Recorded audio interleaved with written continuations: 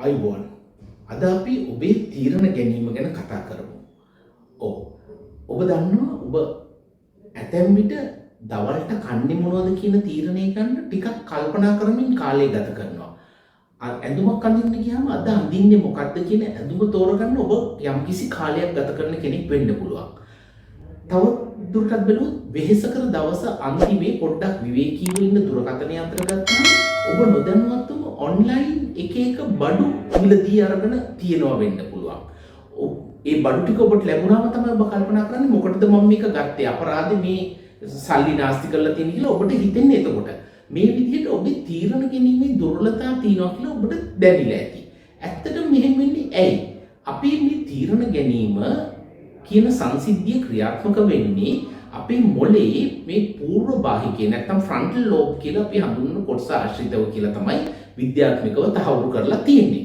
එතකොට මේ මොළයේ මේ ප්‍රදේශයට අවශ්‍ය කරන ග්ලූකෝස් සැපයීම ඊටාම වැදගත්. මේ ග්ලූකෝස් සැපයීම මොළයේ ක්‍රියාකාරීත්වය පවත්වාගෙන යන්න ඍජුවම දායක වෙනවා. එතකොට අපි දිගින් දිගටම වෙහෙසකර දවසක් ගත කරලා බොහෝ තීරණ අරගෙන ඉන්න අවස්ථාවක අපේ මේ කොටසේ මේ ග්ලූකෝස් සැපයීම හීන වෙලා අපේ මොළයේ මේ ප්‍රදේශය අධික ලෙස වෙහෙසටපත් වෙනවා කියන එක විද්‍යාත්මකව තහවුරු වෙලා තියෙනවා. එතකොට මේ වගේ තත්ත්වයකට පත්වීම වළක්වා ගන්න නම් අපිට මේ අපි තීරණ ගැනීමේ ක්‍රමවේදය වඩා ක්‍රමවත් කරගැනීමේ වැදගත්කමක් තියෙනවා. දැන් මේ මොළයේ ක්‍රියාකාරීත්වය මේකට බලපාන්නේ කොහොමද කියන එක ගැන ඊටාම හොඳ අධ්‍යයනයක් කරලා තිනවා.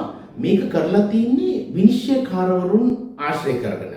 ඒ කියන්නේ උසාවිවල වැඩ කරන විනිශ්චයකාරවරුන් ඊටාම වෙහෙසකර දීර්ඝ නඩු විභාගයකට මුහුණ දුන්නන් පස්සේ ඒ අවස්ථාවේදී ඔවුන්ගේ තීරණ ගැනීම ඊටාම සූක්ෂමව සහ ඊටාම බුද්ධිමත්ව කරන්න ඔවුන් මොළය විශාල ලෙස වෙහෙස වෙනවා. මේ මෙවැනි තීරණ ගැනීමේ ක්‍රියාවලියකට පස්සේ ඔවුන්ට තවත් කුඩා නඩු වලට තීරණ දෙන්න සිද්ධ වුණොත් මෙවැනි අවස්ථාවල හඳුනගෙන තිනවා මේ විනිශ්චයකාරවරුන් අතිශයින්ම අනුකම්පා විරහිත මානුෂිකත්වයෙන් තොර ඊටාම දැඩි තීරණ ගන්න පෙළඹෙනවා කියලා. ඒ කියන්නේ ඔවුන්ගේ තීරණ ගැනීමේ හැකියාව දුර්වල වෙලා තිනවා. ඔවුන්ගේ තීරණ ගැනීමේදී ඔවුන් සලකා බැලිය යුතු එක් පාර්ශවයක් ඔවුන් අතින් සම්පූර්ණයෙන්ම ගිලිහිලා තියෙනවා කියන එක. ඉතින් මේකට අපි අපේ ජීවිතයට සම්බන්ධ උදාහරණ ගත්තොත් ඔබ දන්නවා ඔබ සුපිරි වෙළඳසැලකට බඩු ගන්න යන්නේ බොහෝ විට දවස වැඩ කටයුතු අවසන් වෙලා. ඒ ගිහිල්ලා ඔබ බඩු ගන්න ගිහිල්ලා ඔබ මුල් අවස්ථාවේ ඉඳලා ඔබ බඩු තෝරමින් යම්කිසි කාලයක් ගත කරනවා. තෝරමින් කාලය ගත කරලා ඉවර වෙලා ඔබ ඇත්තටම බඩු මිලදී ගැනීම ආරම්භ කරනකොට බොහෝ විට ඔබේ තීරණ ගැනීමේ අවකාශය අවසන් වෙලා. ඒ වෙනකොට ඔබ තීරණ ගැනීම සඳහා කාලය ගත කරන්නේ නැතුව ගැඹුරින් සිතන්නේ නැතුව ඔබ ක්ෂණිකව අවශ්‍ය දේවල් එකතු කරගෙන යනවා. ඔබ ගෙදර ගිහිල්ලා බලනකොට ඔබ බොහෝ විට වැරදි තෝරා ගැනීම අනවශ්‍ය දේවල් මිලදී ගැනීම කරලා තියෙනවා. ඉතින් ඒ වගේම අපි දන්නවා මේ අපි එදිනෙදා අපේ කාර්ය තුල බැලුවොත් මේ ඊමේල් පණිවිඩ යවනවා වගේ දේවල් අපේ රාජකාරී තුල බොහොම සුලභ සාමාන්‍ය දේවල්. ඔබ වෙහෙස කර දවසක් අවසානයේ ඔබ යවන ඊමේල් ඇතැම් විට ඔබ අතින් වැරදි දේවල් වැරදි පිළිතුරු යොමු වෙලා තියෙනවා වෙන්න පුළුවන්. ඔබ හොඳට හිතලා බැලුවොත් ඔබ අතින් මෙවැනි වැරදීම් වෙන්නේ බොහෝ විට ඊටාම වෙහෙස කර දවසක් අවසානයේ ඔබේ තීරණ ගැනීමේ හැකියාව ෂේ වී අවසන් වුණු අවස්ථාවකදී. ඉතින් මේ වගේ දේවල් වල එක්ක අපි බලනකොට අපිට මේක බොහොම සුලභව පොදුවේ අත්දකින්න ලැබෙන අපි හැමෝම මුහුණ දෙන තත්ත්වයක්. එතකොට අපි මේ ඩිසිෂන් ෆැටිග් එහෙම නැත්නම් මේ තීරණ ගැනීමේ වෙහෙස කර බව කියන දෙයට අපි පිළිතුරු සපයන්නේ කොහොමද? ඒකට අපිට කරන්න පුළුවන් දෙයක් තමයි අපි එදිනෙදා වැඩ කටයුතු වල ඒ කියන්නේ වඩා වැදගත් නොවන උදෑසන වැඩ කටයුතු ඒ වගේ දේවල් අපි එකම ක්‍රමවේදයක් තුල පවත්වා ගත යුතුයි කියලා තමයි විද්‍යාත්මකව මේක පැහැදිලි කරන්නේ. ඒ කියන්නේ අපි තීරණ ගැනීම අවම කරලා එකම වැඩපිළිවෙලක් අපි රූටීන් වර්ක් එකක් අපි හදාගෙන ඒක ඇතුලේ අපේ වැඩ කරගෙන යනවා නම් අපේ මොළයේ වෙහෙසටපත් වීම අඩු කරගන්න පුළුවන්. මේකට හොඳ ලස්සන උදාහරණයක් තියෙනවා. ඔබ අහලා ඇති ඇතැම් විට Apple දුරකථන සමාගමේ නිර්මාතෘ ස්ටීව් ජොබ්ස් කියන මහත්මයා ඇමරිකානු ජාතික ධනවත් ව්‍යාපාරිකයෙක්. එතුමා මේක ගැන ඉතාම සැලකීමක් දක්ව පුද්ගලයෙක් හැටියට සැලකෙනවා. එතුමා හැමදාම රාජකාරිය සඳහා ඇඳේ කළු ටී-ෂර්ට් එකක්ලු.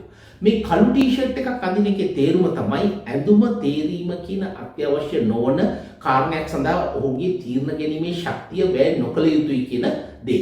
එතුමා ඉතාම රූටින් වර්ක් එකක වැඩ කරලා තියෙන්නේ. උදෑසන අවදි වීම, ආහාර ගැනීම, ව්‍යායාමයක යෙදෙනවා නම් ඒක, ශරීර අවශ්‍යතා පිරිසිදු වීම කර ගැනීම, මේ සියල්ල එක්තරා රූටින් එකකට කරන්නේ මේවා ගැන සිතීමකින් තොරව. ඉතින් ඒ වගේ දෙයක් ඉතාම වැදගත්. ඒ වගේම අපි මේ වගේ තීරණ ගැනීමේදී අපි තවත් කළ යුතු දෙයක් තමයි අපි රාජකාරිය තුල තීරණ ගැනීමේදී අපිට අත්‍යවශ්‍ය නොවන වැදගත් නොවන කුඩා කාරණා වෙනුවෙන් අපි තීරණ ගන්න කාලය වැය නොකළ යුතුයි. අපි තීරණ ගන්න අපේ මනස වෙහෙස නොකළ යුතුයි. ඒ කියන්නේ අපි ලියන්නේ මොන පෑනෙන්ද? යම් කිසි දෙයක් සටහන් කරගන්න ඕන වුණාම සටහන් කරගන්න අවශ්‍ය කරන නෝට් පෑඩ් එකක් හොයලා අරගෙන මේක ලියන්නේ මේ නෝට් පෑඩ් එකේද මේකේද කියලා තීරණ ගැනීමකින් තොරව ඔබට යමක් සටහන් කර ගැනීමේදී ඔබේ අත ළඟ තිබිය යුතුයි. මේ ආකාරයෙන් ඔබේ දවස සහ ඔබේ වැඩ කටයුතු සැලසුම් කර ගැනීම ඇතුලේ ඔබ තීරණ ගැනීම වෙනුවෙන් වැය කරන ශක්තිය අවම කර ගැනීමේ හැකියාවක් ඔබට ලැබෙනවා. ඒකම මෙතන තව දෙයක් තියෙනවා. මේ ඔබ එවැනි සංකීර්ණ වෙහෙසකර තත්වයක පසු වෙන අවස්ථාවක ඔබට ඊටාම වැදගත් තීරණයක් ගන්න සිද්ධ වෙනවා. ඒ වගේ වෙලාවට ඔබ කළ යුතු දෙයක් තමයි ඔබ S2 පියාගෙන එක මොහොතක් ගැඹුරු හුස්මක් අරන් පිට කරලා මනස සැහැල්ලු කරගෙන ඒ කාර්යයට අවධානය දීම. ඒසේ නොවුනොත් ඔබ මේ අතිශයින් වෙහෙසකර අවස්ථාවක යම් කිසි තීරණයක් ගන්න උනාම ඔබ ඒ තීරණයේ ප්‍රතිඵල ගැන නොහිතා ඔබ තීරණයක් දෙන්න පුළුවන්. ඕන එකක් උනාලේ මොක මේ විදිහට කරන්න කියලා ඔබ කෙනෙකුට නියෝගයක් දෙන්න පුළුවන්. ඒ තත්ත්වයට නොයා ඔබට නිවැරදි තීරණය ගන්න පහසු වෙනවා. අර කිව්ව ආකාරයට ඔබ මොහොතක විවේකයක් S2 පියාගෙන ගැඹුරු හුස්මක් කරන් පිට කරන මොහොතක් ඇති ඔබට ඔබේ මනස නැවතත් රිෆ්‍රෙෂ් කරගන්න.